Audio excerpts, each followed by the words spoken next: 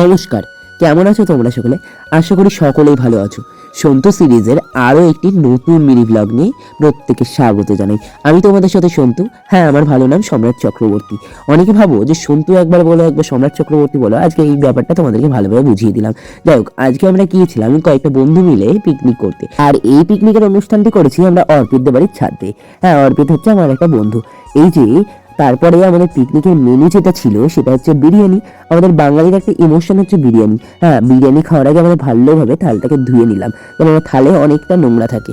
তারপরে সেই বিরিয়ানির প্যাকেটটা আমরা খুলে খেতে লাগলাম। খাওয়ার আগে তোমাদেরকে একটা কথা বলি, শোনো। বিরিয়ানির টেস্টটা এতটা সুন্দর ছিল, তোমরা যারা যারা জলঙ্গিতে থাকো, ময়দার দোকানের বিরিয়ানি এখনো খাওনি, অবশ্যই খেয়ে এসো আর আমাকে কমেন্টে জানিও যে কেমন হয়েছিল। আজকের আমাদের পিকনিকে বেশি মেম্বার ছিল না, আমরা 5 জন মিলেই পিকনিক করেছিলাম। হ্যাঁ, এটাকে পিকনিক বলতেও পারো, আবার 5 জন মিলে একসঙ্গে বসে খাওয়াও বলতে পারো।